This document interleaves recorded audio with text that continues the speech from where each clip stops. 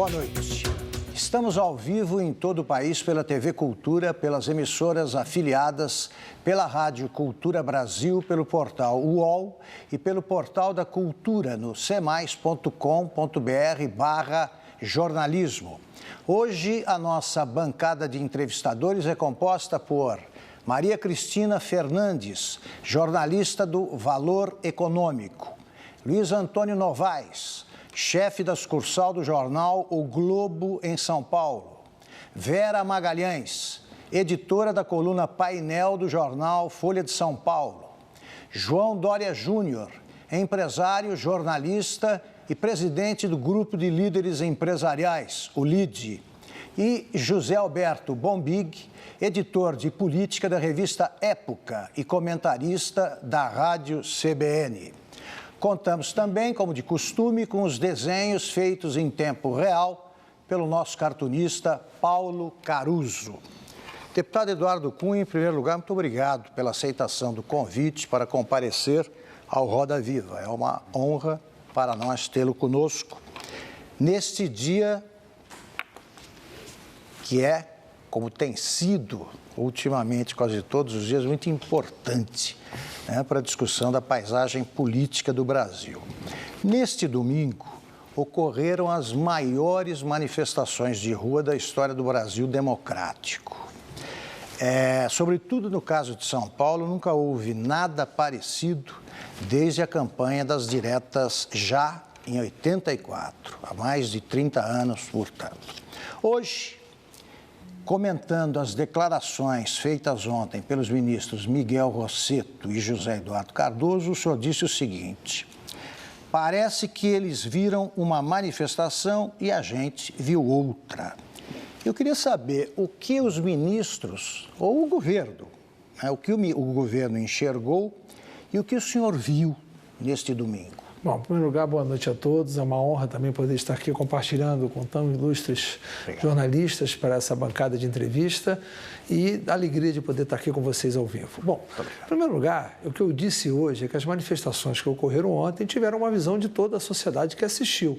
E os ministros que foram ontem ao vivo para defender a posição pareciam realmente que tinham visto outra manifestação.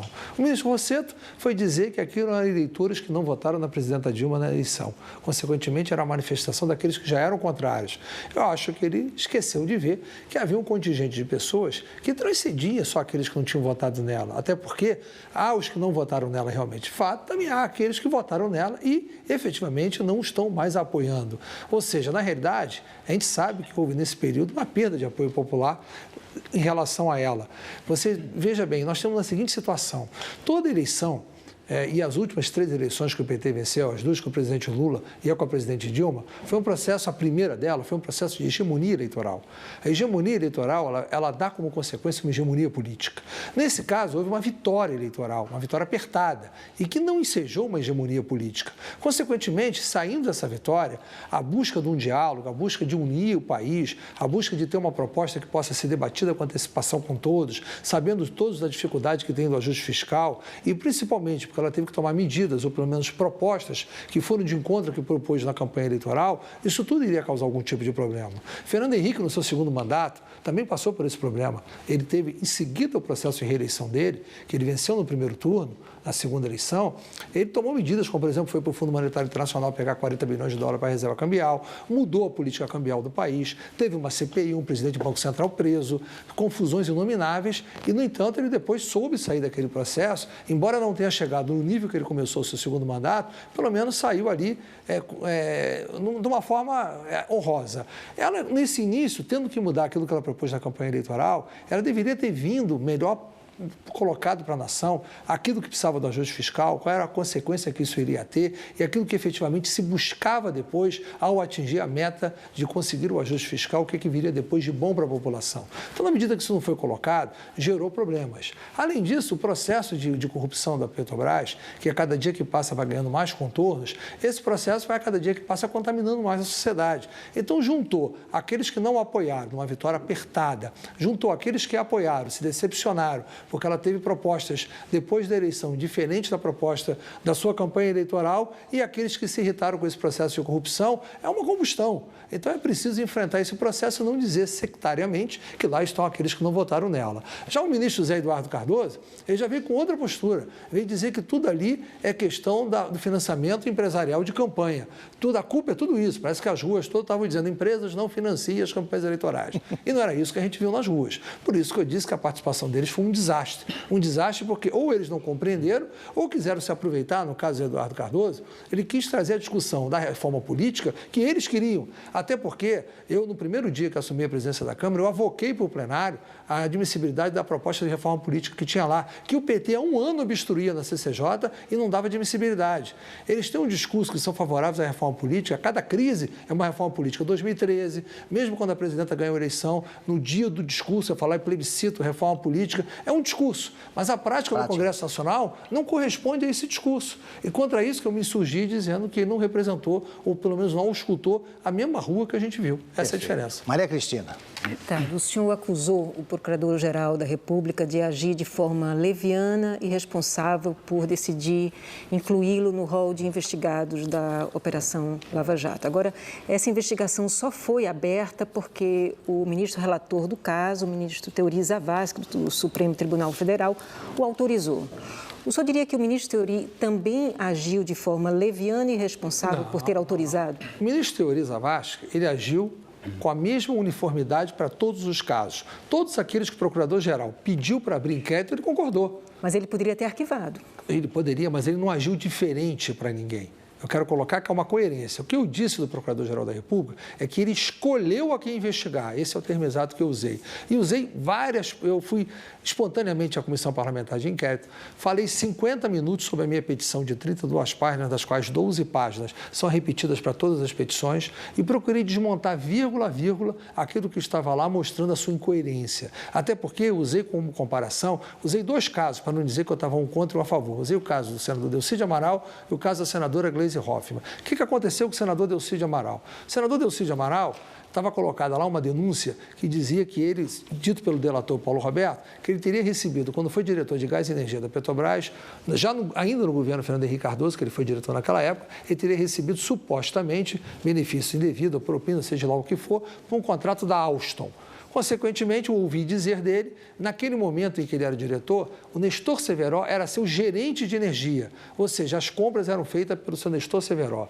Depois, colocado pelo delator Paulo Roberto, ele dizia que o seu Nestor Severo foi nomeado diretor internacional da Petrobras por indicação do senador Delcídio Amaral, ou seja, clara e nítida a origem. E que depois, quando saiu a história da compra de Passadina, que foi contestada pelo Tribunal de Contas da União, o senador Delcídio tirou o Severo e o colocou como diretor financeiro da BR Distribuidora. Esse é o corpo do que tinha do senador Delcídio. E ele não fazia nenhuma menção à doação eleitoral oficial do senador Delcídio. Aí chega em todo o núcleo de pedidos de abertura de inquérito, ele coloca nessas 12 páginas, que são iniciais, conjuntas, iguais para todos, coloca que o senhor Nestor Severo, ele era diretor internacional nomeado pelo PMDB, com o operador, e que isso é que motivou a colocação de várias pessoas com pedido de abertura de inquérito. Se ele aceitasse ou pedisse para abrir inquérito contra o senador Delcídio, ele estaria indo contra toda a argumentação que ele fez nos outros.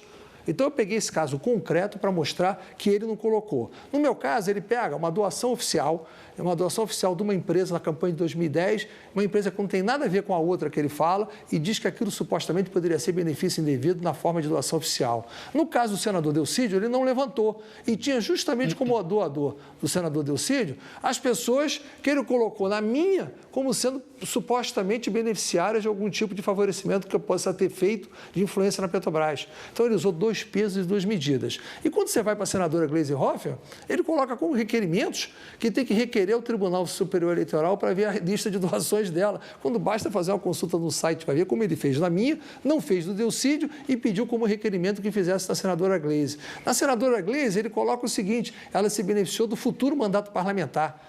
E esquece o Paulo Bernardo, que na realidade era quem tinha sido acusado, que naquele momento era ministro. Ou seja, muita incoerência naquele processo dele. Eu denunciei a incoerência como um todo. E eu disse que ele escolheu a quem investigar com as motivações. Isso eu mostrei tecnicamente. Eu não estou fazendo um discurso político, acusando politicamente quem quer que seja, não. Eu estou mostrando, ele errou aqui por isso e por isso. Por isso é que ele escolheu a quem investigar. Eu não estou fazendo de uma forma para colocar apenas para me tirar ou para disfarçar que eu não tenho nada a ver com o assunto, usando isso como justificativa política. O senhor acha que ele excluiu o senador Delcídio e a senadora Gleice? Não, a senadora Gleice ele incluiu. Ele incluiu, na minha opinião, equivocadamente. E ele excluiu o senador Delcídio, do meu ponto de vista, também equivocadamente. Eu acho que tem uma série de equívocos. Por influência do Palácio Planalto. Que o Alberto Youssef faz de uso do mandato para... Ele não faz acusação, Alberto Youssef. Ele diz que ouviu dizer de outro cidadão. Que esse outro cidadão, que ele fala que ouviu dizer é delator também. E a delação dele foi arquivada na competência do juiz da vara de Curitiba, ou seja, não tem ninguém com foro privilegiado. Esse delator não me citou. E mais, o Paulo Roberto, que é outro delator, desmentiu que tivesse discutido esse assunto comigo. Está lá textualmente no termo de cooperação número 2 do seu Paulo Roberto Costa. Então, na realidade, o procurador, ele disse que ia ter um critério, que ia ter uma delação e a outra sendo confirmada, que seria colocada. Eu não tenho nenhuma confirmação. João Dória. Deputado, vamos fazer aqui a pauta política. O governo Dilma começou fraco. Hoje é um governo debilitado. Debilitado pela crise econômica, gravíssima, como nunca se viu antes na história deste país. Debilitado pelas denúncias de corrupção, que afetam diretamente o governo e diretamente o Palácio do Planalto. E debilitado pelas manifestações populares, como nunca antes se viu neste país recentemente. Mais de 2 milhões de pessoas foram às ruas ontem em todo o Brasil. Diante de um governo enfraquecido, o senhor, como presidente da Câmara, vai impor a pauta do Legislativo ao Executivo? Veja bem, eu não vou impor pauta nenhuma. Em primeiro lugar, eu quero dizer para você que eu acho que a crise, mais do que tudo, ela é política. Nós estamos debaixo de uma crise política. Todas essas outras crises é consequência da crise política. A política é que acaba conduzindo o processo. Na medida que nós temos uma crise política, essa crise política vem um pouco daquilo que eu falei para o Augusto no início, ou seja, você começou um governo, na realidade, antes de começar um governo, você propôs diferente aquilo que você debateu durante a campanha eleitoral. E se enfraquece. Vem o caso da Petrobras, que ganhou um potencial maior a cada dia que passa, aumentando. E juntando isso, a necessidade de um ajuste fiscal e, ao mesmo tempo, ela compôs a sua base de uma forma que compôs e não compôs. Na realidade, nós não temos um presidencialismo, como deveria ser, de colisão. A coalizão, na realidade, é uma cooptação. Que nós estamos vivendo uma Constituição que é parlamentarista e, ao mesmo tempo, estamos num regime presidencialista. Se fosse o parlamentarismo, teria resolvido esse problema ontem com muita facilidade. Dissolviu o parlamento. Se fosse um governo parlamentarista, teria dissolvido o parlamento. Caído. Tinha caído o governo, e não o Estado. Não, o governo, ela seria chefe de Estado. Deixar isso claro que ninguém está dizendo que no parlamentarismo cairia a presidente da República, iria cair o governo. Então, consequentemente, a gente está debaixo dessa crise política.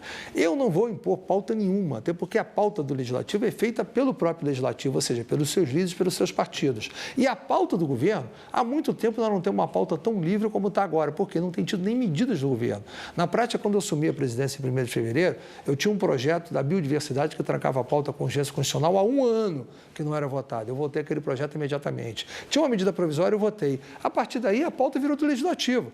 Eu não tenho nenhuma medida do governo que vá trancar a pauta rapidamente, a não ser as medidas provisórias do ajuste fiscal, quando elas saírem da comissão especial, que só foi instalada na semana passada, e é uma comissão do Congresso Nacional. Na medida que vote seu parecer, vai trancar a pauta e nós também votamos imediatamente. Então, nós vamos fazer a pauta do Legislativo não impondo, até porque o Legislativo tem que fazer a sua pauta, justamente que os poderes são independentes e harmônicos. O Executivo é que terá que ter a sua pauta e colocar para a gente. Na medida que ele coloque, terá da nossa parte toda a facilidade, todo o apoio. Até porque eu costumei dizer, sempre no período da minha campanha eleitoral para a presidência da Câmara, que nós não vamos atrapalhar nem afetar a governabilidade. Não é porque o governo ficou debilitado pelas manifestações, não é porque nós estamos no meio de uma crise política que a gente vai forçar o governo a ir numa pauta que não seja a pauta que o governo deseja ou precisa. Até porque pauta livre num processo de crise só vai vir pauta corporativista, pauta que possa aumentar os gastos públicos, e não é esse o nosso objetivo. Nós estamos, pelo contrário, tentando conter essa situação. Se a gente deixar a porteira aberta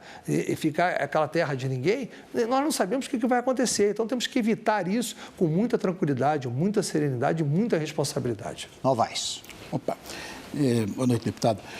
O senhor fez uma declaração hoje, logo que chegou em São Paulo, no mínimo polêmica, que me fez lembrar um pouco a reação que o presidente Fernando Henrique tinha quando ele era colocado diante de alguma questão aparentemente, vamos dizer, nonsense, né? O senhor disse que a corrupção, não há corrupção no Congresso, que a corrupção ela está no Executivo, né? O presidente Fernando Henrique reagia dizendo assim não dá, assim não é possível. Eu acho que mais ou menos essa reação é a reação de muita gente quando ouve o senhor falar isso. Assim não dá, assim não é possível. A gente sabe da quantidade de pessoas acusadas no Congresso. Só na Operação Lava Jato, se eu tenho 22 deputados, 13 senadores, se eu tenho 13 ex-deputados, 11 estavam na última legislatura. Enfim, eu acho que o senhor está querendo fazer a defesa do Congresso, como ele começou a dizer, que é importantíssimo nesse momento, porque tudo vai passar por lá, o ajuste fiscal, a reforma e tudo mais. Mas, deputado, eu acho que o senhor não quis dizer exatamente isso, que não há corrupção no Congresso. Vamos só um minuto, deputado, até porque muitos telespectadores não sabem exatamente como foi a declaração, eu queria reproduzi-la, para isso facilita até a resposta do senhor. O senhor disse, é bom deixar claro que a corrupção não está no poder legislativo, a corrupção está no executivo. Se eventualmente alguém no poder legislativo se aproveitou da situação para dar suporte político em troca de benefícios indevidos, é porque esses benefícios existiram pela falta de governança do poder executivo que permitiu que a corrupção avançasse. Exatamente isso. Foi exatamente isso que eu falei. Novaes, para deixar bem claro aqui o seguinte, o contexto que eu dei essa declaração para você entender bem. A pergunta era sobre a presença de membros do Poder Legislativo no processo de corrupção. O que eu quis dizer muito claramente, exatamente isso que o Augusto leu ali. Se eventualmente alguém do Poder Legislativo se beneficiou por dar suporte político a quem praticou ato indevido, que no caso são os funcionários da Petrobras, que obtiveram apoio político para poder praticar malfeitos, esses vão pagar. Mas essa corrupção não existiria se não fosse a corrupção do Poder Executivo. O que eu quis dizer é claramente isso. Não foram os deputados nem o Poder Legislativo que fez licitação, que contratou cartel de empreiteira, que fez superfaturamento ou que promoveu coisas indevidas que permitisse que houvesse ganhos indevidos. É isso que eu quero dizer. A governança do Poder Executivo poderia ter evitado isso ou, no mínimo, minimizado isso. Eu costumo dizer o seguinte, se você pegar o caso específico da Petrobras, toda a porteira da Petrobras foi aberta porque houve um regulamento de licitações publicado ainda no governo Fernando Henrique, mudando toda a regra de contratação da Petrobras, que deixou de obedecer a 8666, a lei de licitações, e passou a obedecer um regulamento próprio que permitia a licitação por carta convite em empresas cadastradas previamente na própria Petrobras. É claro que tem uma desculpa até palatável do ponto de vista que a Petrobras é uma empresa internacionalizada, que ela precisa competir no mercado internacional, precisa ter a agilidade necessária para ter essa competição. Mas, ao mesmo tempo, isso abriu a porteira para a corrupção na Petrobras. Essa porteira foi aberta porque esse diretor podia escolher quem ele convidava. Ele podia permitir que as empresas combinassem quem se beneficiava. As empresas podiam combinar o seu preço. E aí a gente vem num segundo problema que não está só restrito na Petrobras, está restrito em todo o setor público. O setor público contrata mal, porque o setor público não tem projeto. Nós fazemos todas as contratações por projetos básicos, que todos sabem quando vai na realidade os projetos são mal feitos. Se nós só fizéssemos licitações com um projeto executivo feito, certamente metade dessa confusão não aconteceria em nenhuma empresa ou nenhuma parte do serviço público brasileiro. Então, quando eu quis dizer que a corrupção está no Poder Executivo, que é ele que tem que controlar a corrupção. Se há benefício indevido por quem quer que seja, ele se beneficiou de um processo de corrupção que o governo não teve gestão, não teve governança para poder impedir. Isso não quer dizer que eu estou tirando a culpabilidade possível ou isentando todo qualquer outro de qualquer tipo de responsabilidade. Eu estou dizendo que a raiz, o problema está lá. Isso independente de alguém que possa ter compactuado, compartilhado ou se beneficiado indevidamente. Bom, Mick. Presidente, fala um pouquinho das ruas aqui. Se amanhã, a gente não sabe, a gente está vendo o começo, não sabe como vai ser o fim disso tudo que está acontecendo, né, da população brasileira de volta às ruas. Se amanhã tiver um movimento tão forte, tão grande como teve ontem, pedindo que o senhor, por ser um dos investigados citados na Operação Lava Jato, vamos supor que amanhã surgisse o fora Cunha, que nem hoje estou fora Dilma, surgisse o fora Cunha, o senhor estaria disposto a ouvir a voz das ruas e se afastar até as investigações serem conduzidas? E pergunto também, emendando essa pergunta, até que ponto a escolha do PT e da presidente Dilma hoje como um alvo, quase como uma inimiga, tem de cálculo político aí, já que ela está tão mal aí nas pesquisas? Do senhor e do PMDB. Eu gostaria que o senhor falasse um pouco do senhor e como do PMDB. Vou te responder. Dessa parceria que era tão forte, de repente, numa virada, tudo bem, a gente sabe das questões internas, mas não tem um pouco de cálculo político também, aproveitado a presidente fragilizada nesse momento? Vamos ser francos. Em primeiro lugar, com relação ao ponto que você perguntou sobre o possível afastamento, é óbvio que eu não me afastaria, até porque a investigação, colocada até pela própria decisão do ministro Teoria, primeiro que eu acho que eu fui escolhido para ser colocado, não vejo nenhuma razão de culpabilidade do que está ali, não tem nada ali que eu não conseguisse explicar como eu já o fiz e estou disposto a explicar, a dar satisfação devida a qualquer tempo. Isso não implica, até porque eu já respondi a 2 inquéritos na minha vida no Supremo Tribunal Federal, os 2 foram arquivados, já tive uma denúncia que eu fui absolvido por unanimidade. Então, isso faz parte do processo. Hoje tem 240 parlamentares que são ou respondendo inquérito ou denúncias perante o Supremo Tribunal Federal e nenhum deles perdeu a condição de estar lá no Congresso Nacional. Ele perderá na medida que ele tiver algum tipo de condenação. Então, eu não vejo razão para isso. Com relação a escolher o PT como adversário, nós não estamos escolhendo o PT como adversário. O PT foi o meu adversário na minha disputa eleitoral da presidência da Câmara. O PT me escolheu como adversário, não fui eu que escolhi o PT como adversário. Agora, é claro que eu também não estou escolhendo a presidente Dilma como adversário. O fato de eu ter colocado hoje, como eu coloquei, esse problema que foi levantado pelo Novaes, que a corrupção está no Poder Executivo, não significa que eu estou querendo atacar a presidente. Eu quis dizer que esse problema não é do Congresso. O Congresso pode ter culpa? Pode, mas ele não é um problema do Congresso. E nós temos um problema político que, como disse, nós estamos no meio de uma crise política que nós temos que resolver o problema político. O PMDB é um partido que fez parte da coligação, supostamente está numa coalizão e essa coalizão não tem a correspondência na participação do PMDB, não é ter mais cargo, é nas políticas públicas. O PMDB não foi em nenhum momento partícipe com antecipação das medidas que iam ser colocadas pelo governo. Então, querer cobrar do PMDB somente um ônus de resolvê-las. O PMDB nunca aceitou o fato do governo falar em reforma política, como falou no discurso da presidenta no dia que ela foi reeleita, e ao mesmo tempo patrocinar a criação de um partido fictício, cuja única finalidade é enfraquecer o próprio PMDB. Então, nós temos problemas de natureza política para serem resolvidos e debatidos, e nós temos que colocar o dedo nessa ferida e nós estamos fazendo. Então, esse debate é um debate que tem e vai ser feito, e caberá. A presidenta vai acabar dando freio de arrumação nesse processo, porque ela precisará, de uma certa forma, ter uma coalizão de verdade, porque achar que nós vamos ficar no presidencialismo de cooptação, ou vai cooptar o PMDB ou qualquer outro partido dando um carguinho a mais ou outro a menos, isso aí não está na fase disso. O PMDB não aceitará isso. Um minutinho só, nós temos 2 minutos. Deputado, a Vera faz a última pergunta, depois retomamos a conversa no próximo. O senhor acaba de falar que não é o caso de um presidencialismo de cooptação. No entanto, o que está posto à mesa nesse momento como uma forma de dar sustentação política que a presidente vem perdendo é justamente o aumento da participação do seu partido, PMDB, no governo. E por que isso? Porque o partido comanda as 2 casas do Congresso e teme-se no Executivo que o PMDB emparede a presidente e dê guarida a um processo de impeachment contra ela, que as ruas já começam a pedir. Eu quero que objetivamente o senhor diga, o senhor vê razões para uma abertura de um processo de impeachment? O senhor daria continuidade a esse processo, caso o pedido seja feito? Bom, em primeiro lugar, vamos separar, Vera, o problema de querer dar mais participação ao PMDB para poder ter o apoio do PMDB. Se achar que para ter meu apoio precisa dar mais alguma participação, pelo contrário, eu prefiro até que tire a participação que tem. Eu me sinto muito mais cavalheiro em estando participando e ajudando. Aliás, quero dizer o seguinte, em 2014, quando houve a reforma ministerial para dizer compatibilização dos ministros, eu mesmo, como líder do PMDB, abri mão de indicar substituto de ministros.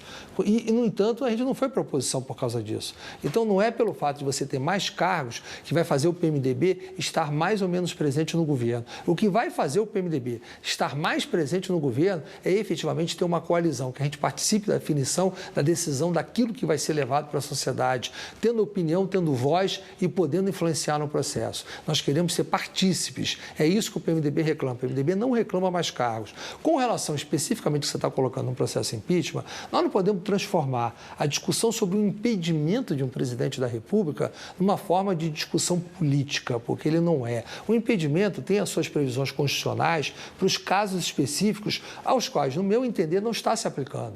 Então, consequentemente, eu não posso querer dar curso para resolver uma crise política, achar que a gente virou uma republiqueta e vai arrancar o presidente fora que foi legitimamente eleito. Nós não concordamos com essa forma. Eu acho que é preciso ter um pouco de responsabilidade. Se houvesse motivação dentro do parâmetro constitucional, seria outra coisa. Eu não tenho a visão disso nesse momento. Vamos para um ligeiro intervalo e voltamos já já com a entrevista com o presidente da Câmara dos Deputados, Eduardo Cunha.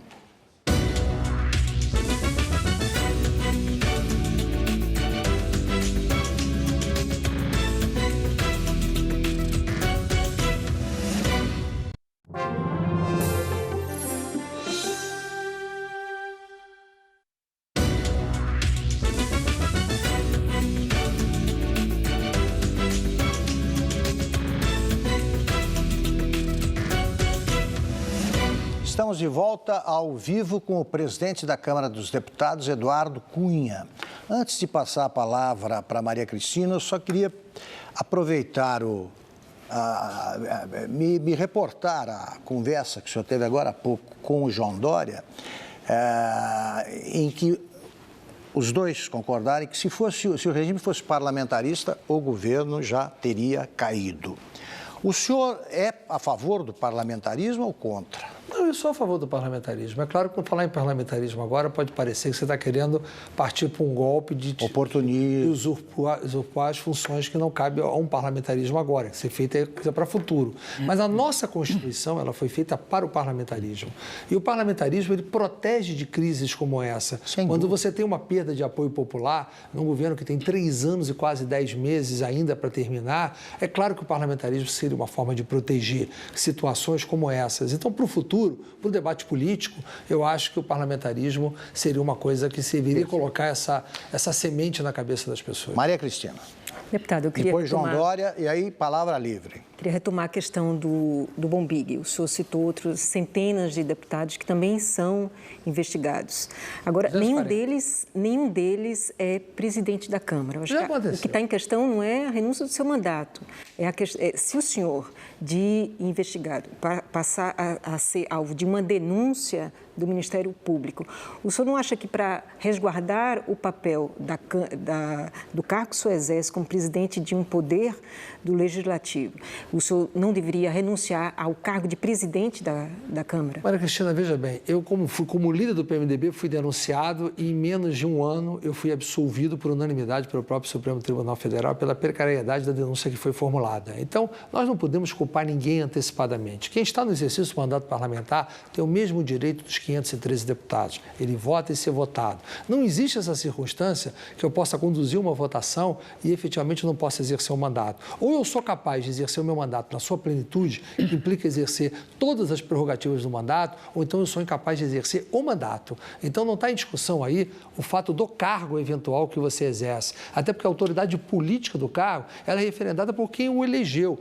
E quem me elegeu lá foram a maioria absoluta dos parlamentares. Deixa eu só dar um exemplo que talvez corrobore o que a Maria Cristina está falando. O presidente Renan Calheiros, também investigado no mesmo processo, usou o advogado-geral do Senado para entrar com uma petição, no caso aí, questionando o indiciamento dele. Isso não é um uso indevido de uma função em que ele está investido para um benefício pessoal? Não sei dizer. O senhor pretende fazer o mesmo? Não, eu contratei o ex-procurador-geral da República, Antônio Fernando de Souza, que é o meu patrono nessa causa, ele que vai me defender. Deve estar entrando com uma petição ainda no curso essa semana para questionar vários pontos de tudo isso que está acontecendo. Então, nós estamos debatendo isso, eu prefiro sempre trabalhar com quem eu escolho para trabalhar para mim. Não porque efetivamente eu possa entender que é uso indevido ou não. Aí é mais uma questão de confiança do debate da defesa, de você ficar mais à vontade de ter alguém que trabalhe para você efetivamente e não trabalhe para um conjunto de uma casa e eventualmente possa trabalhar para você.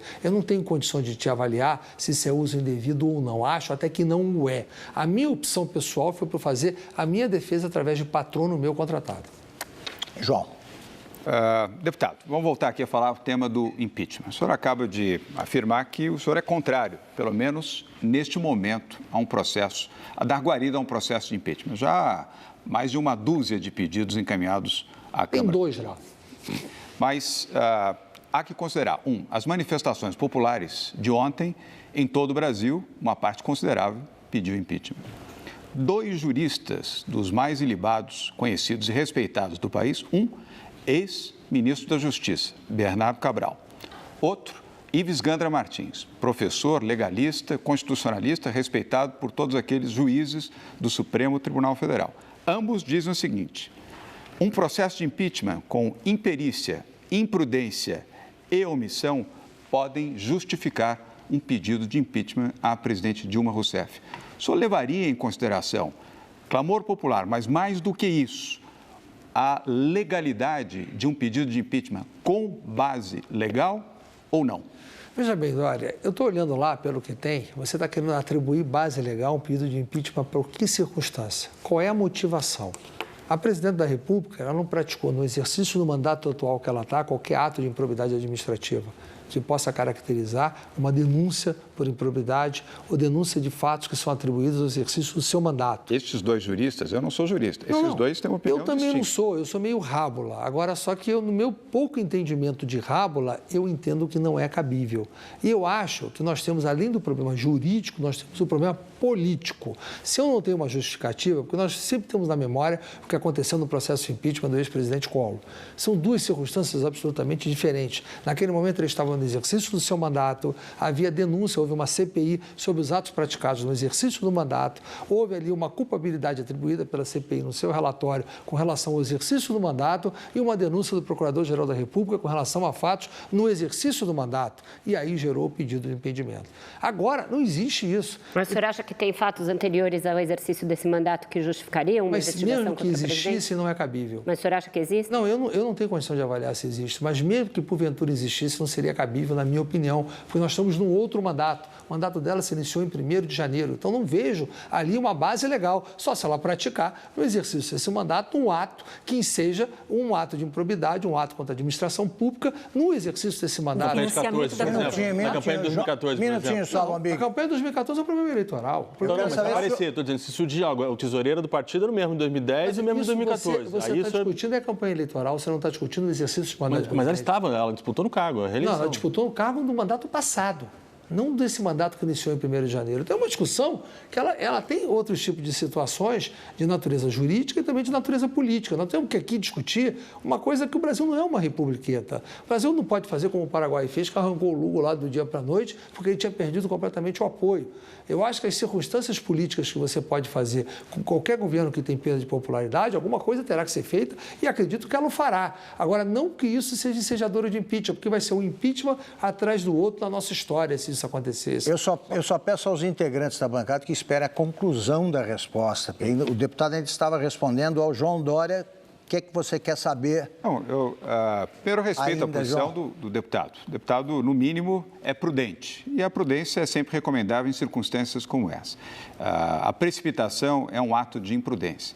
Mas o fato é que há legalistas, juristas, que entendem que há motivo para isso. Agora, eu pergunto ao senhor, se alguém comete um delito antes, claro e efetivo. Vamos que isso ainda não esteja provado, mas possa ser provado. Há vários depoimentos bombásticos aí previstos na Câmara, na comissão da CPI da Câmara do Congresso Nacional. E vamos que fique caracterizado nessa circunstância que tem havido um delito, claro, antes deste mandato. Ou seja, alguém que comete um delito até 31 de dezembro, e este delito, é claro, não se aplica a partir de 1º de janeiro, ou seja, você recebe um certificado de impunidade a partir de 1º de janeiro? Não é certificado de impunidade. Se porventura o presidente da República tiver praticado algum delito, algum ato anterior a esse mandato, ela será responsabilizada do ponto de vista legal ao término desse mandato. Ela tem imunidade para processos com relação ao mandato existente em relação a outros fatos que não sejam o exercício desse mandato. Artigo 86 da Constituição. Então, efetivamente, a partir do término desse mandato dela, ela vai responder porque fica suspensa, inclusive, a prescrição de qualquer denúncia que possa ser formulada contra ela. Então, não é que ela vai ficar impune se, porventura, ela tiver algum tipo de culpabilidade pelo mandato anterior. Ela só será processada e julgada a posterior ao fim desse mandato. Então, é preciso que a gente estabeleça, da mesma forma que você citou 2 brilhantes juristas, eu seria capaz de citar uns outros 5 que diriam a posições contrárias. O direito não é uma ciência exata, ainda bem que não é, que permite o contraditório, para isso é que existe o juiz, para poder julgar as partes contraditórias. Então, tem que se ter cautela, João, tem que ter cautela, porque isso não é um processo simples, você querer discutir impedimento do presidente da República com 60 dias de mandato por circunstâncias que não sejam de natureza política, porque hoje você está discutindo é por natureza política, não por natureza de responsabilização. Deputado, está claro que o senhor é contra, nesse momento, o impeachment, por não ver fundamento jurídico, por não ver conveniência política, enfim. Mas qual a saída que o senhor vê caso a presidenta presidente, continue nesse processo de isolamento cada vez maior, com as ruas, né, aumentando os protestos. O senhor é daqueles que acham que, como já foi dito, ela precisa ser sangrada, ela precisa... E eu queria lembrar uma coisa. Quando o Renan Calheiros devolveu a medida provisória do ajuste fiscal, ele foi muito elogiado por líderes do PSDB. A mesma coisa aconteceu com o senhor quando o senhor foi àquela sessão da CPI. Ali, no caso, não só líderes do PSDB, mas também do PT elogiaram o senhor. O senhor vê como saída... já estaria havendo no processo político uma aproximação entre PMDB e PSDB. Eles já começam a pensar num bloco para os próximos 3 anos, para se resolver a parada na sucessão, sem os traumas de impeachment. Sim, mas veja bem, isso aí seria para o futuro, para 2018, uma coisa que não vai resolver esse problema que você está colocando agora de um governo que perdeu apoio político e precisa necessariamente se manter. Isso não tem a ver com esse momento. Até e como faz para ele se manter agora? O PSDB não vai, nesse momento, dar apoio político ao governo que está existente, até porque o PSDB está exercendo legitimamente o seu processo de oposição. Ele perdeu a eleição, tem os 6 eleitores que votaram nele e que estão insatisfeitos, se juntando a outros eleitores que votaram na presidente Dilma que ficaram insatisfeitos. Então o PSDB está surfando nessa onda da oposição e vai ficar nela mesmo. Com relação à aproximação ou não com o PMDB, você nunca pode esquecer que uma parte do PMDB apoiou o candidato do PSDB. O PMDB não decidiu a sua convenção a favor do PT pela sua unanimidade. Foi mais ou menos 60% a 40%. Então, no mínimo 40% do PMDB votou no PSDB. Então, existem alguns segmentos do PMDB que têm aproximação e têm afinidade. Agora, para resolver o problema dela, na situação política que ela está presente hoje, de ser um governo que está no início do seu mandato, da sua gestão, ter que buscar uma saída política, é preciso que ela retome a agenda do país de uma forma clara, nítida e busque a coalizão com aqueles que estão do seu lado, inclusive com o próprio PMDB. Falei coalizão e não cooptação. Se partir para a coalizão, tiver como está demonstrando hoje, um pouco diferente do que foi ontem os ministros, ela mesma mais humilde hoje, ou seja, colocando e tendo condições de poder trazer para uma agenda comum, mostrando para a sociedade o que precisa fazer do ajuste fiscal, consequentemente, com o ajuste fiscal vai trazer depois o que tem de problema hoje, o que vai trazer de benefício para a população depois, porque isso é fundamental. Não adianta eu dizer que você tem que se sacrificar e depois você não sabe o que vai acontecer com você depois que você se sacrifique. Então, se ela tiver condições de retomar essa agenda, colocando com clareza para a sociedade, buscando a coalizão, ela certamente pode recuperar o Agora, o senhor, que é um homem bem experiente, o senhor acha que ela fará isso? Eu acho que ela não terá alternativa, ela terá que fazê-lo, Augusto. Ela terá que fazê-lo. Presidente, o senhor disse que metade... Minutinho só, Vera, o Bombig está querendo falar. Não, o senhor falou que o presidencialismo de cooptação, mas o presidencialismo de coalizão também não está esgotado. Porque, vamos pensar, presidente, temos aí 40 ministérios, presidência de estatal, então, escândalo da Petrobras, a famosa frase do que era a diretoria que fura poço. Já entregou, a cada governo é uma escalada de se entregar mais, criar mais ministérios, abrir mais espaço. E não tem bastado. E não estou falando do PMDB, não vou particularizar no partido do senhor. Mas assim, para exercer esse presidencialismo de coalizão, o governo tem que entregar demais. Esse modelo também não está esgotado? Não seria hora de se pensar uma outra forma? Esse modelo, existe uma diferença do que você está falando exatamente a cooptação. Até porque eles entregam e não entregam. Entregam o ministério, mas a base é toda deles. Então, na realidade, a política pública daquele setor e continua sendo feita por eles. Esse é um grande problema. Quando eu falo a coalizão, é governar em conjunto mesmo. Governar não é só dando cargo, não é só colocando as pessoas desse partido na administração, é governar compartilhando as decisões e as soluções que vão ser adotadas. E isso não foi feito. Eu, por exemplo, sou autor de uma PEC que está lá tramitando, que reduz o número do ministério colocando na Constituição um número máximo de 20. Eu mesmo fiz essa proposta há um tempo atrás, que eu acho um absurdo ter 39 ministérios, não precisa ter isso. Nem consegue governar. Eu não sei o nome dos 39 ministros, eu acho que ninguém sabe nesse país quem são os 39 ministros da presidenta. Então, é preciso que a gente saiba o que é uma coalizão. Eu não preciso ter 39 ministros, nem estatais, até porque eu não acredito, no meio dessa confusão, sempre em cada escândalo, em cada confusão, tem uma virtude. Eu acho que esse processo de ocupação de cargos estatais e cargos do governo vai ser completamente diferente daqui para frente. Presidente, o senhor falou que ela foi perdendo apoio depois de eleita. Anitta. O senhor mesmo, durante a campanha, não foi muito explícito no seu apoio a ela. Não, eu fui neutro.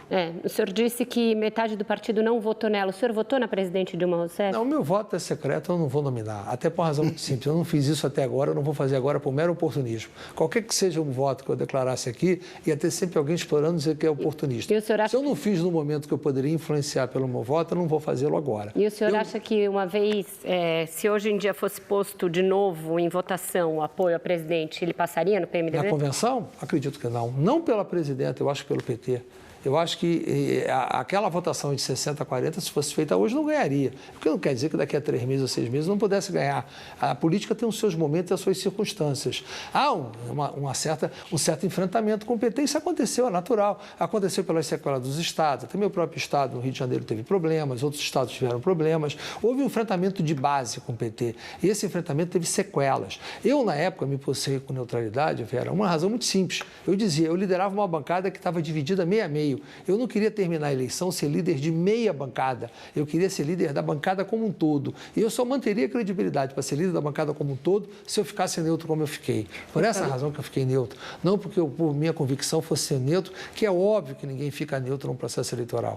Então, efetivamente, eu fiquei porque a circunstância política da bancada que eu liderava me obrigava a fazer isso. Deputado, que avaliação o senhor faz da atuação do ex-presidente Lula nesta crise e que papel o senhor acha que ele deveria desempenhar? Aliás, eu acrescento o seguinte, quer dizer, a presidente Dilma, parece que já está resolvido isso, vai novamente consultar o presidente Lula, o ex-presidente Lula, agora sobre o que ele achou das manifestações e caminhos a seguir.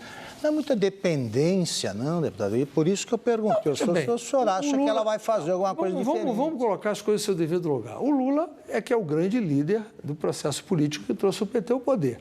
E, efetivamente, o Lula quem a elegeu, quem a trouxe para o cenário político. Pode até não ter sido responsável direto pela sua reeleição, talvez não, mas pela sua eleição o foi. E o Lula é um animal político de uma envergadura com uma visão extraordinária. Eu acho que ele participar, eu não vejo nada demais. Acho que ele poderia evitar muitos problemas que possam estar sendo evitados. Acho até que ele foi pouco escutado. Não adianta conversar se você também não seguir muitos dos conselhos que possam ser dados a ele. Então, eu acho que usar o Lula, eu não vejo nada demais. Né, deputado? Na última intervenção dele na AB, ele propôs o confronto.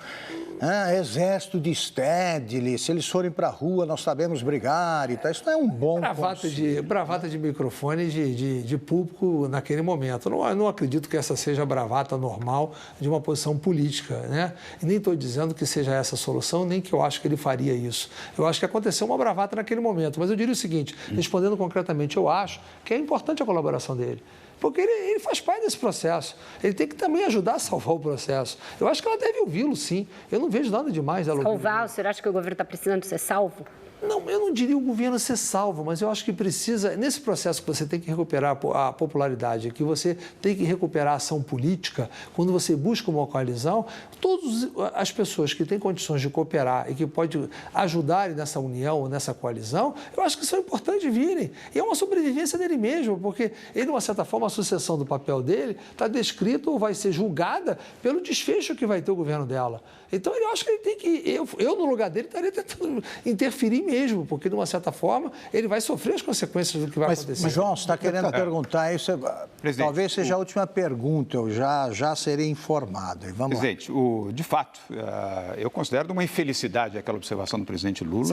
Sem dúvida. Altíssima. Quer dizer, um ex-presidente da República propor, vou colocar o exército do Stedley na rua, é um gesto e uma palavra irresponsável, absolutamente irresponsável. E me surpreende, vindo de um animal político como o presidente Lula. Claro. Para mostrar como o PT, em todas as suas dimensões, nesse momento, está perdido. Ou talvez todo mundo erra, e talvez ele errou também na sua colocação. Há momentos infelizes de cada um na sua liderança política. Eu acho que esse é um momento infeliz dele. Mas, deputado, será que o que está se esgotando no país não é exatamente o modelo PT/Lula e não o modelo não sei se PT/Lula, mas que há, quando você olha nas ruas, não é só o problema de você estar com aversão à queda da popularidade do presidente da República, você está com aversão ao PT. Isso é claro. claro e nítido, a gente vê isso... É porque se costuma falar que ela está no começo apenas do segundo mandato. Não é bem isso, né? É o quarto mandato de um projeto. 4 mandatos muita coisa. Isso é consequência daquilo que eu falei no primeiro momento aqui. Você não teve uma hegemonia eleitoral, você teve uma vitória eleitoral, uma vitória apertada e definida por fatores que foi o próprio discurso daquele momento que não está sendo correspondido na prática. Essa é a raiz do problema. Se tivesse tido nesse quarto mandato a hegemonia que teve nos outros 3, nós não estaríamos nessa crise com 3 meses. Augusto, só para terminar, pelo menos esse bloco pedindo desculpas, mas uma pitada de bom humor aqui, presidente. O senhor disse que a presidente Dilma hoje deu uma entrevista, aliás, eu assisti a segunda dela, com uma dose de humildade. Pega rápido, presidente. Primeira vez que foi usada a palavra humildade em todas as entrevistas. Primeira vez. E é melhor pegar rápido, porque dura pouco, viu, presidente? Dura pouco. Dá tempo, Augusto? Dá? Presidente, o senhor falou aí do desgaste do PT. Primeiro, eu queria saber o senhor como aí, o senhor também é considerado um animal político como Lula? Não, pelo amor de Deus. Né? Queria um diagnóstico, aliás... Nós temos ainda 5 minutos. É um diagnóstico rápido do senhor que acompanhou essa história recente do Brasil por dentro da política. Por que aconteceu isso com o PT? Por que essa corrosão? Um partido que tinha uma imagem do capital tão forte há 2, 3 décadas atrás, e por que essa corrosão? E aí pergunto também qual é o segredo, né? Porque o PSDB já teve desgaste, agora está o PT e o PMDB está firme lá. O segredo é não disputar a presidência, não chegar ao poder. Não, eu acho que time que não ganha não tem torcida. Então o erro do PMDB é não disputar. Acho que o PMDB tem que disputar. Até porque o PT conseguiu chegar, o Lula perdeu quantas para poder ganhar. Ele disputou, ele se colocou, ele debateu, ele participou do processo político. O PT foi crescendo em cima das disputas que o próprio Lula fez naquele momento. O PSDB, ele veio de um processo que depois do impeachment do Collor, ele acabou sendo a sucessão do próprio Collor, na medida que o Itamar, como governante, entregou o Ministério da Fazenda do Fernando Henrique, a partir daí veio o Plano Real, eles acabaram se sucedendo a si mesmo, e não se esqueça que o PSDB é uma costela do PMDB. Então, de uma certa forma, é um processo de divisão do próprio PMDB, a sua formação do PSDB. Do PT? Quais as razões, senhor? O desgaste do PT... da mesma forma que o PMDB daquele momento teve a sua costela, o PT já começou a fazer a costelinha, teve o PSOL, teve algumas coisas ali que são derivados dessa costelinha do PT.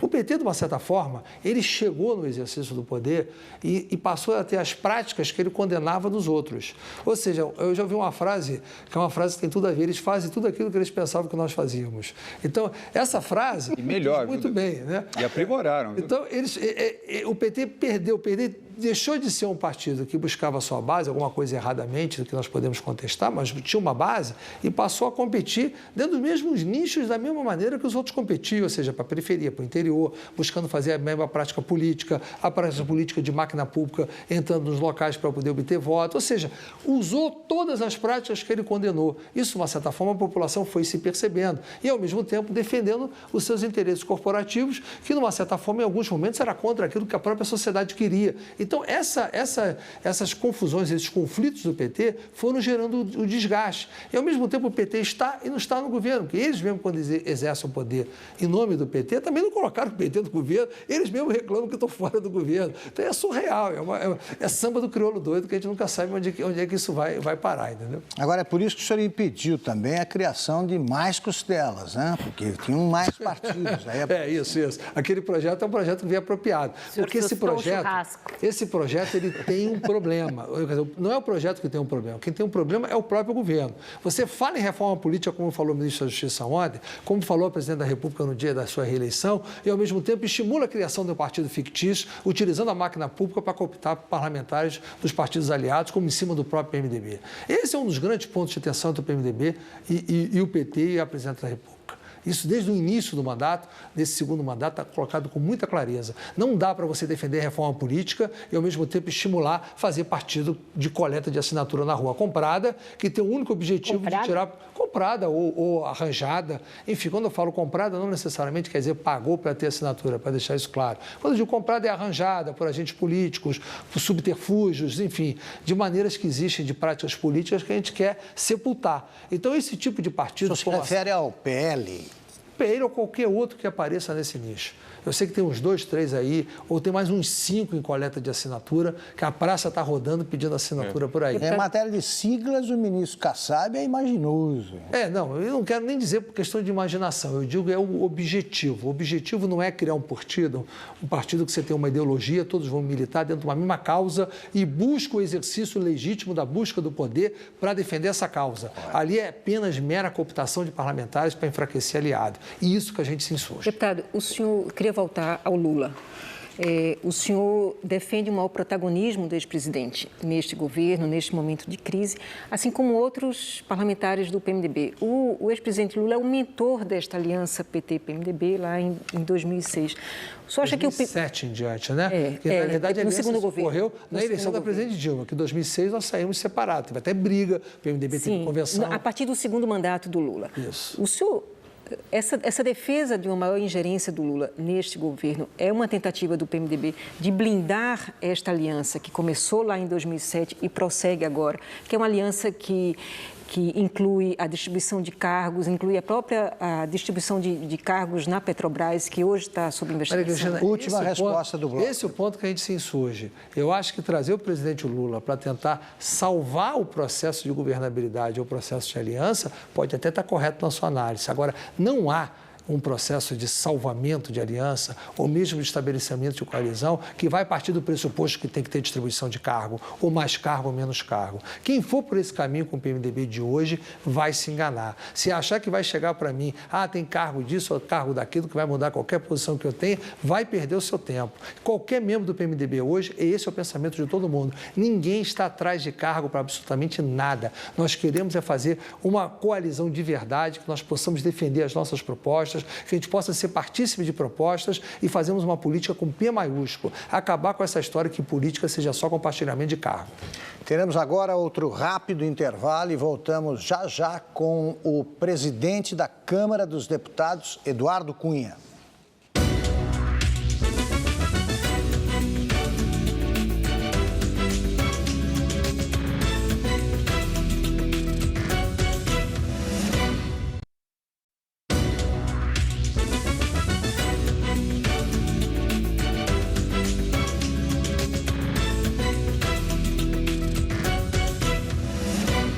Estamos de volta ao vivo com o presidente da Câmara dos Deputados, Eduardo Cunha.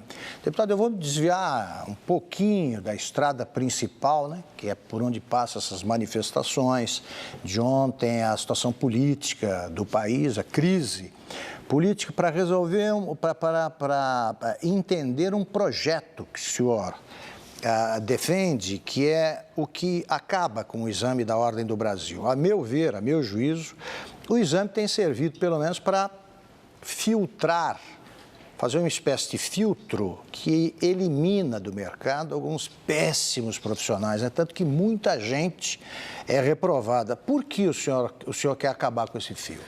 Veja bem, é a única profissão no Brasil que você precisa ter um exame de conselho de classe para exercê-la. O estudante vai, se forma, se torna bacharel, pega um FIES, depois ele não tem como exercer a profissão para pagar. Medicina eu não faço exame de conselho de classe e cuido de vida.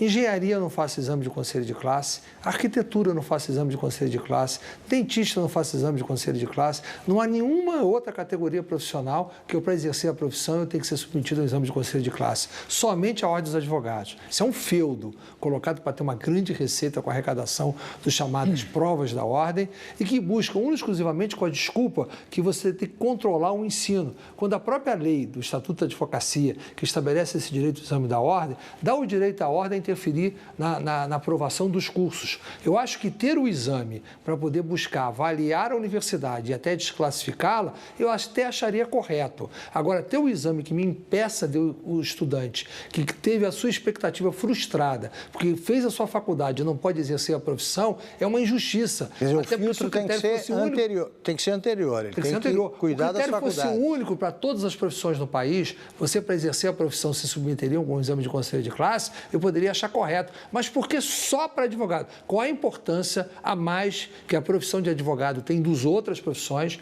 que causam, inclusive, a possibilidade de manter a sua vida para poder só ela ter um exame de consciência. Presidente, isso nada tem a ver com uma briga entre o senhor e a OAB, quando a entidade tentou impedir que o senhor fosse relator da reforma do Código de Processo Civil? O problema da OAB tem a ver quando o ex-presidente da OAB, que foi uma vez dizer ou esculhambou o Congresso numa posse no Supremo Tribunal Federal. Ele tentando menosprezar o que ele tentou fazer com o Congresso, quando ele, graças ao Congresso, ele tem esse cartório que permite essa situação absurda de só a profissão, até porque ele não fez. Os grandes advogados do nosso país não fizeram exame de Conselho da Ordem. Isso é de 1994. É uma lei de 94. Todos que se formaram antes não fizeram exame de conselho. Mas então é uma espécie de uma vendetta, não? Não é vendetta, não. Eu estudei o caso e me convenci pela procura que eu recebi dos bacharéis, que era um absurdo. E encampei a tese e fui defendê-lo. Vamos abrir a roda, lembrando que são 15 minutos agora. Num culto evangélico recentemente, segundo relatos dos repórteres lá presentes, o senhor disse o seguinte: não sou eu que vou deixar a pauta progressista andar. Não sou eu quem sou conservador. A maioria da sociedade pensa como nós pensamos. É só deixar que a maioria seja exercida, não a minoria.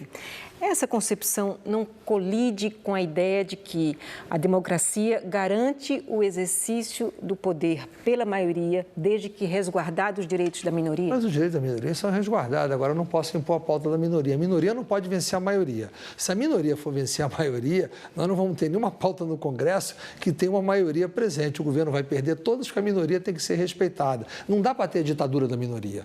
Eu acho que o processo político, ele pressupõe a maioria, ele não pressupõe nunca a minoria. Uma coisa é respeitar direitos. Os direitos, quando diz os direitos de minoria, por exemplo, no Congresso, você tem um direito de minoria para fazer uma comissão parlamentar de inquérito. Isso é definido como direito de minoria. Por isso que o quórum pedido não é a maioria, é 1/3. 1/3 dos deputados ou 1/3 dos senadores fazem uma comissão parlamentar de inquérito, não a maioria. E nem a maioria, por uma votação, pode tirar esse direito que a minoria teve previsto na Constituição e no regimento de 1/3. Então, os direitos de minoria são estabelecidos claramente. Agora, eu não posso fazer com que a pauta seja dominada pela minoria. Ele tem que ser dominado pela maioria. Mas deputado, dos direitos das minorias na sociedade. Sim, mas esses direitos da minoria da sociedade, a sociedade os protege. Ninguém está indo contra direitos. Agora, eu não posso fazer com que essa pauta, que seja a pauta da minoria, eles imponham à maioria a pauta que eles acham que é correta. Não é o reconhecimento de direito, é a pauta deles. Então, a minoria tem que se submeter ao papel de minoria. Isso faz parte do processo político. Mas é uma pauta de defesa de direitos. Mas, por exemplo... E mais do que, deputado, no caso do aborto, é a defesa da vida que está em jogo também. Não é uma questão ideológica de quem pensa mais assim, defendo ou assado, a vida. ou até religiosa. Radicalmente contra o aborto, porque eu defendo a vida. Essa é a razão fundamental. Mas está em jogo também a vida das pessoas que pessoas? Que abortam. Eu tenho que me preocupar com a vida do indefeso. Eu tenho que me preocupar com a vida do indefeso que está lá, do feto, que é uma vida, e que ele efetivamente ele sofre um atentado sem direito de defesa. Isso é mais do que um crime, é um crime hediondo. Uma coisa é tentar contra a vida de alguém que pode se defender, outra coisa é tentar contra a vida de alguém que não pode se defender. Essa circunstância tem que ser levada em consideração. E a maioria da população e a maioria do Congresso pensa como eu. Então, eu não posso... Mas o senhor é a favor de que as mulheres que fazem aborto sejam presas, processadas, presas? Veja bem, eu coloquei com muita clareza isso aqui. Se você não tiver tipificação daquilo que possa ser considerado crime, você tem estímulo à prática do crime. Se você disser que matar não tem pena, as pessoas, por um arrobo, podem um dia matar porque vê que não vão ter consequências. Então, tudo na vida tem que ter tipificação. Isso não quer dizer que tem que ir para a cadeia. Eu acho que o médico que pratica um aborto tem que ir para a cadeia. Eu acho que esse tem que aprender que está desrespeitando não só a vida, como a profissão dele. Então, esse tem que ir para a cadeia. Mas a tipificação tem que existir, uma punição tem que existir. Saber que você não vai praticar um ato de matar uma vida e você vai ficar impune ou não vai ter isso tipificado, você vai estimular a prática de aborto, sim, se você tirar a tipificação. João e Bombig. Queria voltar ao tema das ruas. E, de novo, o Brasil viveu ontem a sua maior manifestação desde as diretas já. Eu ajudei a fazer as diretas já. O primeiro comício das diretas aqui na Praça da Sé, o senhor sabe disso. Eu ajudei a construir em frente à Catedral da Sé. E estava lá. Num país ainda não democratizado. Não, ainda não. É importante. É verdade. E estava ontem nas ruas também. E ficou muito claro, eu fiquei durante 3 horas na Avenida Paulista. Não houve ali, exceto um pequeno momento, onde o deputado Paulo Pereira da Silva tentou falar e não conseguiu, e ele prudentemente se calou e saiu. Não houve nenhuma presença política expressiva. Aliás, os políticos também tiveram a prudência de não aparecer nos movimentos, salvo um ou outro. Não havia bandeira política, partidária, faixas, nada. E quando houve a rejeição e forte da população. Deputado, há um sentimento de desilusão da opinião pública em relação à classe política? Veja bem, eu não diria que é só um sentimento de desilusão. Eu acho que é mais. Eu acho que há um movimento de organização desorganizada, mas organização da sociedade, que as redes sociais permitiram que essa organização se desse, e a partir daí eles estão conseguindo exercer o seu papel previsto na sociedade civil de exercer os seus direitos políticos, os seus direitos de manifestação, os seus direitos de expressar a sua opinião e os seus direitos de protestarem. Em 2013, isso começou naqueles movimentos que começou difuso pelo caso de aumento de passagem de ônibus, o movimento de passe livre, a partir daí se incorporou para aquela tese do Ministério Público da chamada PEC 37, que estimulou muito pelas redes sociais a movimentação e as pessoas protestavam sem saber por que estavam protestando. Agora é diferente. Né? Era diferente. Eu me lembro uma vez que eu vi uma entrevista que, não, eu protesto, eu tenho um protesto, ela tem um protesto, eu apoio o protesto dela, ela apoia o meu. E assim a gente vai todo mundo protestar. Era um sentimento anárquico. Era bem diferente do que é hoje, era anárquico puro. Hoje não, você está vendo que as pessoas estão indo às ruas com uma motivação em comum. Todas estão insatisfeitas com o processo de governo. Não somente com o processo político. O processo de governo ele é uma consequência do processo político. Então, tem que se ater que os movimentos eles sofrem mutações. Se não entrarem através da violência, como entraram em 2013, para destruir aqueles movimentos, que eu não tenho dúvida nenhuma que a violência foi organizada para acabar com aquele movimento, e se não entrarem agora com o mesmo objetivo, é claro que esse movimento ele pode crescer e é claro que esse movimento vai se consolidar como opção política do exercício da cidadania. E isso vai efetivamente crescer, não só para protestar contra o governo, como também para protestar contra qualquer coisa. Eu acho que a partir daí vai ser uma mudança do exercício da cidadania, do protesto, de uma forma eloquente, que o Brasil não tem o hábito de fazer. E o Congresso vai estar sensível, presidente? Eu acho que sim. O Congresso ele é sensível a esse tipo de coisa. E você tem na nossa previsão constitucional formas dessa sociedade estar presente, não só pelos seus representantes que legislam, mas também pelos projetos de iniciativa popular, trazendo as pautas que as ruas podem levar. Então, eu não vejo dificuldade nenhuma do Congresso se adaptar. Todos nós temos que estar atentos às ruas e eu estou constantemente nas ruas, não só aqui, mas também nas minhas bases, nos lugares mais humildes, ouvindo a todos os segmentos de todas as classes de renda, de todas as formas de cidadania. E isso é um fator de contribuição para o exercício do meu mandato. Falta isso também a quem ocupa o poder, se isolar muito em Brasília, se isolar em gabinete e não ter o contato real com a rua, que não seja com uma parede de proteção, que é uma proteção real. É a presidente Dilma que o senhor está se referindo? Ela é assim? Não é só característica dela, não. A todos. Mas dela é?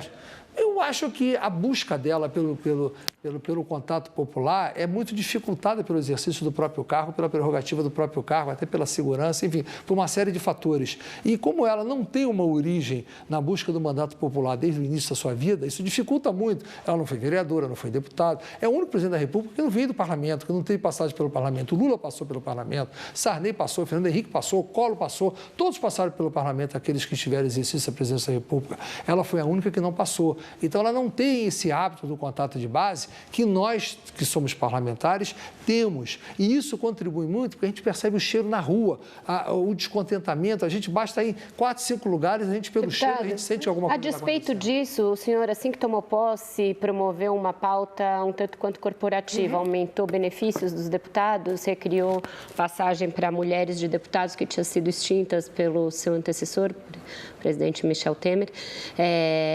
Eu queria saber, teve um descompasso nesses atos? A população vai entender? Eu voltei atrás porque a medida não caiu bem e eu senti claramente isso. Mas só em relação às passagens, não? As passagens, veja bem, em primeiro lugar tem que colocar o seguinte, o que era antes? Antes, você tinha uma cota de passagem parlamentar, que o parlamentar utilizava a sua cota livremente, para qualquer um, seja para qualquer um que ele quisesse dar, até para tirar passagem para ele que não fosse para o exercício do mandato, desde que fosse dentro do limite da sua cota. O que aconteceu com um determinado momento, quando o Michel era o presidente da Câmara, aconteceu uma determinada personalidade pública que acabou se beneficiando de uma passagem, aquilo gerou um escândalo naquele momento. E aí o Michel resolveu acabar com tudo.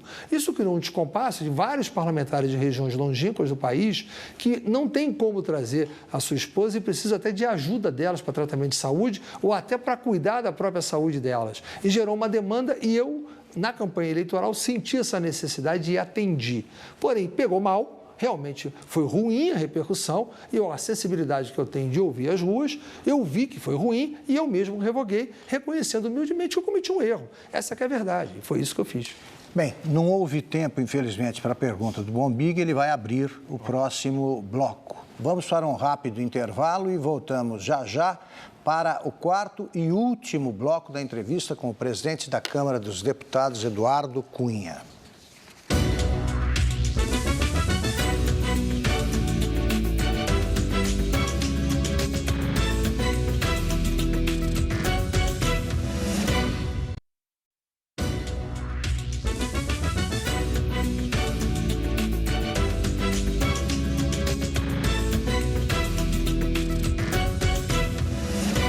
Estamos de volta para o último bloco da entrevista com o deputado Eduardo Cunha, presidente da Câmara. Antes de passar a palavra ao Bombig, eu só queria registrar o seguinte, deputado. Em resposta, não foi bem uma resposta, mas comentando as declarações do senhor sobre corrupção, a presidente Dilma disse o seguinte: a corrupção não nasceu hoje. Ela não só é uma senhora bastante idosa nesse país, como ela não poupa ninguém, né? Pode estar em tudo quanto é área, inclusive no setor privado. Hoje também foi preso o ex-diretor da Petrobras, Renato Duque, cujo subordinado, Pedro Barusco, disse que nasceu em 2004 a corrupção institucionalizada. Não é um caso comum o do Petrolão. Envolve projeto de poder, é uma quadrilha que agiu com um determinado objetivo que atenta contra o Estado Democrático de Direito. O senhor acha que a presidente Dilma não entende isso, porque está descolada da realidade, ou ela não quer entender? Bom, eu acho que tem dois aspectos. Primeiro, o comentário dela é que a corrupção é uma senhora. Eu acho que a corrupção é um câncer. E como câncer, tem que ser cuidado como câncer, tem que ser extirpado. Né? Eu acho que a senhora é uma imagem muito boa, assim, suave. Então, a corrupção não é uma coisa suave. Então, eu discordo dessa tipificação da corrupção. Eu enquadraria mais como câncer. E segundo, esse ex-gerente da Petrobras aí, que sem nenhum aperto entregou 100 milhões de dólares, quer dizer, foi entrada, se apertar ele paga mais umas 30 prestações, ele assumiu o papel que a corrupção está dentro da Petrobras por determinados funcionários inescrupulosos que se utilizaram, ali uma coisa de duas mãos. Esses funcionários se utilizaram do apoio político para poder praticar os seus atos de corrupção e o apoio político que naquele momento se prestou, segundo ele, a um projeto de poder, se utilizou desses corruptos para poder exercer. Por isso foi indiciado hoje o tesoureiro João Vacariné. Claro. Então, há que se levar isso a fundo e comprovar se isso é realmente um projeto de poder ou se é efetivamente um bando de corrupto que se aproveitou da situação para ter benefício. Isso o tempo vai responder e eu não tenho essa condição de te afirmar isso aqui agora, eu não faria, seria leviano da minha parte. Bom, Mick. Presidente, tem gente aqui no Twitter reclamando dessa frase, uma frase de fato muito forte, que a minoria tem de se submeter à maioria. O senhor disse aqui. Eu digo em votações do Congresso. Eu não posso aprovar a prática do aborto se a maioria não quer. Estou só registrando por enquanto. Eu queria perguntar para o senhor o seguinte: ontem, muito do que se viu nas manifestações era evidentemente uma pauta conservadora. Havia até umas aberrações como a volta da ditadura militar e outras coisas. Acho que a gente não quer perder tempo com isso, mas gostaria de perguntar para o senhor o seguinte: o senhor acha que estamos completando agora 30 anos de redemocratização, os 30 anos muito marcados por um viés de centro-esquerda, né? PT, PSDB, MDB, tem uma mudança? O senhor sente que tem uma mudança? O senhor não tem problema nunca teve problema de se definir como político conservador?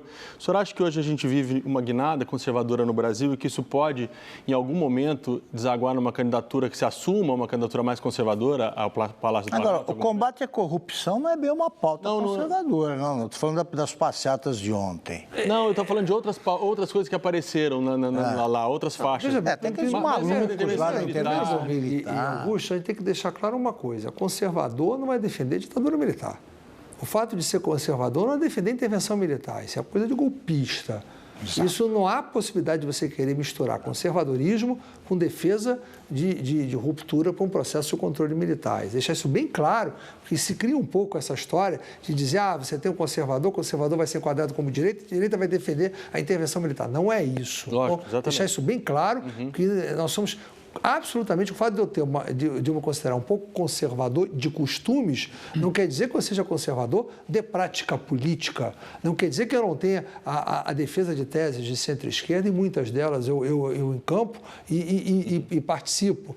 Isso não quer dizer que eu tenha que ser conservador em tudo. As práticas é uma coisa, de costumes é uma coisa e de política é outra coisa completamente diferente. E as manifestações de ontem, como bem está falando Augusto aqui, foram manifestações, na minha opinião, contra a corrupção mesmo e contra o governo propriamente dito. Não necessariamente por defesa de bandeira política, seja ela qual for a bandeira política de quem quer que seja. Foi um protesto de quem está cansado do que está assistindo aí, do que está assistindo desse festival todo dia. E não necessariamente que isso vai estimular ou não uma candidatura conservadora. A candidatura, se você entender que enfrentar a corrupção tem que ser uma candidatura conservadora e ela que crescer no combate à corrupção, vai descer.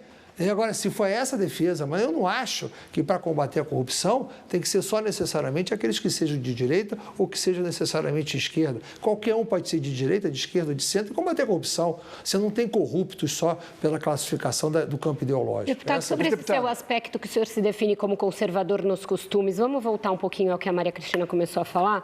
O senhor criou uma comissão para discutir o chamado Estatuto da Família, que só não criei, eu recriei. Ok, tudo bem. Não, então, uma diferença fundamental, porque veja bem, então, o senhor explica quando o senhor for responder. Deixa eu só terminar a pergunta, por favor.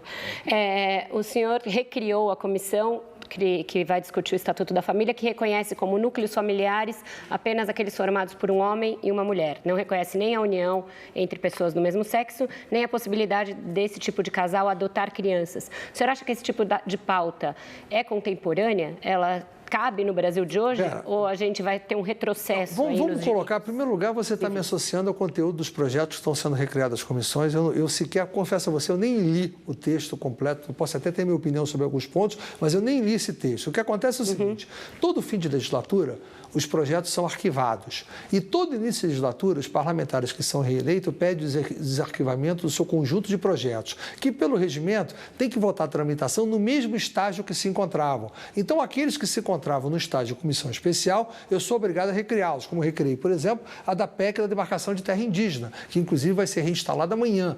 Todos os projetos que estavam em comissão especial, cujo conteúdo e parecer não foram votados, tiveram, por mim, as comissões recriadas, desde que os projetos tenham sido pedidos o seu desarquivamento. Isso não significa que eu concorde com o conteúdo deles. O senhor concorda? Posso concordar ou não, se eu tenho que ler primeiro. Se você perguntar minha tese. O senhor é a favor da adoção de crianças por crianças homossexuais? Não, mas eu acho importante. Eu não sou favorável. Eu sou bem claro, eu não sou favorável, mas eu não conheço o texto do que está lá. Eu não posso dizer que aquele texto desse projeto eu concordo com ele, porque eu sequer o li. Agora, se perguntar qual é a minha opinião, eu dou. Eu sou contra a adoção. Sou contra. Eu acho que não é a melhor maneira de você educar. Então, eu acho que você tem que ter uma forma de formação de igualitária. Eu defendo a posição que não acho correta a adoção para o casal homossexual. Vamos tentar completar a roda, até porque é o último bloco. João e Novaes. Deputado, vou tomar, desculpa, Cristina, vou tomar aqui o tema da liberdade democrática e liberdade de imprensa. O governo atual, já por 2 oportunidades, na gestão passada, com a presidente Dilma, e agora, mais recentemente, tentou aplicar a lei da mordaça. Aliás, elegeu um dos ministros ou indicou um dos ministros com um objetivo claro, de tentar influenciar o Congresso e a bancada governista, talvez até com o apoio do PMDB, e por isso eu quero conhecer a sua opinião, com a intenção clara e deliberada de estabelecer uma lei da mordaça. Ministro Berzoini. Ministro Berzoini. Claramente, Ricardo Berzoini tem uma missão, é estabelecer um programa determinado através do Legislativo para estabelecer a lei da mordaça. Regular a mídia, vamos falar em português claro, regulação de mídia. Regulação de mídia, claríssimo. Sem contar aquilo que já estão fazendo com 2 revistas semanais que se posicionaram contra o governo e que não recebem mais verba federal nenhuma, 2 importantes revistas semanais do país. Isso já é um processo de mordaça feito através de uma regulação econômica. Qual é a opinião do presidente da Câmara a esse respeito? A minha opinião é muito clara, nítida, colocada em todo esse processo. Eu sou absolutamente contrário a qualquer tipo de regulação de mídia, seja econômica, até porque ela já existe. Quando você pega a televisão, você já tem uma limitação pela lei de número de geradores que pode ter para determinado grupo. Então, eu sou contra qualquer tipo de regulação. E te digo mais, isso é bandeira do PMDB. O PMDB é contrário. O PMDB ele foi fincado no combate à ditadura, pela liberdade de imprensa, pela liberdade plena plena da mídia. Então, não vai encontrar amparo nem meu, nem do PMDB, qualquer espécie de regulação de mídia. Deixar isso muito claro. Deputado, eu queria entender um pouquinho nas suas palavras, qual o processo na sua cabeça que levou o senhor a ser presidente da Câmara? A gente estava discutindo... Eleição. Não um processo técnico, né? A gente estava discutindo que há um conservadorismo maior hoje. E não há como negar que a sua presença na presidência da Câmara é um sinal disso, né? Nenhum demérito em relação a isso, mas é um sinal evidente disso. A gente viu que a pauta das manifestações de junho de 2013 não era conservadora, né? Assim como a gente está reafirmando que a pauta das ruas agora também não é conservadora. Será que não está havendo uma divisão clara na sociedade em que o mundo político e institucional vai se tornando cada vez mais conservador à medida em que a sociedade vai abrindo reivindicações cada vez mais progressistas? Não está havendo um descompasso muito grande entre essas duas instituições? Não, eu discordo de você. Eu não acho. Só lembrando que o João Dória disse, nenhum político foi ou teve condições de ir e continuar nas manifestações progressistas das ruas. Porque foi uma manifestação da sociedade organizada da forma dela, desorganizadamente. Isso não quer dizer que essa população que esteja lá seja adepta da pauta progressista ou conservadora. Isso não ficou claro para ninguém. Jornalista ontem lá, deputado. Ontem teve até jornalista que chegou a ser expulso. Tem um viés um pouco autoritário também. Mas você tem outro segmento, como você teve em 2013. Não, que é uma pauta legítima, mas não foi nada, não tinha uma bandeira progressista. Não, e nem conservadora. Nenhuma nem outra. Eu acho que não houve bandeira. Ali houve duas bandeiras claras, contra a corrupção e contra o governo. Fora disso, eu não vi outra bandeira. Agora, respondendo objetivamente a sua colocação, eu fui eleito presidente da Câmara por uma única e exclusiva condição, a defesa da independência do Parlamento. Eu preguei a independência com harmonia, não submissão ao Poder Executivo e não afetar a governabilidade, não ser nem governo nem oposição, ser independente com harmonia. Por isso é que eu venci a eleição. Deputado, eu queria trazer essa discussão do conservadorismo para a tramitação do ajuste fiscal, né? O ajuste fiscal é defendido por um governo que se diz de esquerda.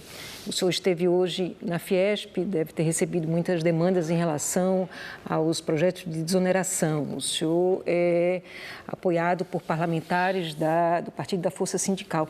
Como é que o senhor avalia que a tramitação do ajuste fiscal vai acontecer? Qual é a sua posição em relação à tabela do imposto de renda? Como é que o senhor acha... A tabela do imposto de renda já foi resolvida, Cristiano. Foi resolvido, houve um acordo na semana passada, que o Joaquim Levy foi lá e propôs um acordo e acabou o acordo sendo aceito pelo Congresso. Uma parte resistiu, mas acabou mantendo o veto. Mas já há pressões junto ao governo de que esse ajuste fiscal pode ser amainado para o governo levantar a sua base original, né, para confrontar com a rua que foi. Você tem problemas do ajuste fiscal. O ajuste fiscal todo mundo sabe que precisa.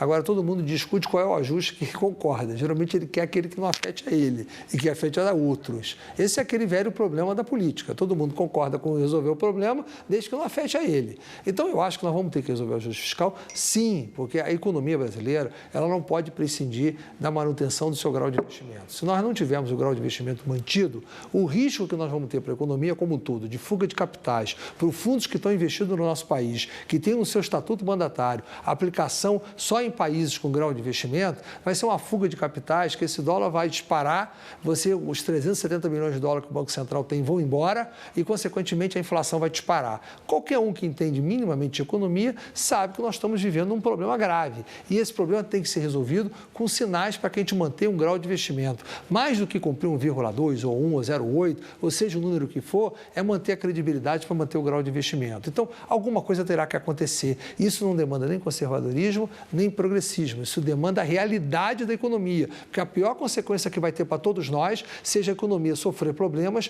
que tenham como consequência o emprego, a produção, o aumento do custo, a perda da competitividade. Então, o ajuste fiscal não será desidratado no Congresso? Se depender de mim, não. Se depender do PT? Bom, aí o PT é um problema do governo, né? O PT vai ter que se inserir. Aliás, eu brinquei outro dia numa outra entrevista que o PT tinha que aderir ao governo, né? Ele ainda não aderiu, né? Bom, infelizmente, o nosso tempo acabou. Eu agradeço a presença da Maria Cristina Fernandes, do Luiz Antônio Novaes, da Vera Magalhães, do João Dória Júnior e do José Alberto Bombig. Agradeço também a participação do nosso cartunista, Paulo Caruso. Agradeço a você que nos acompanhou até agora e, sobretudo, ao presidente da Câmara dos Deputados, Eduardo Cunha. Muito obrigado, deputado. Eu sei da sua agenda apertadíssima. Muito obrigado pela aceitação do convite. Foi uma honra para mim. Vamos conversar. Foi a primeira vez que o senhor veio aqui, mas o senhor vai voltar. Só me convidar que eu volto, não tem problema não. Boa noite, boa semana a todos e até a próxima segunda.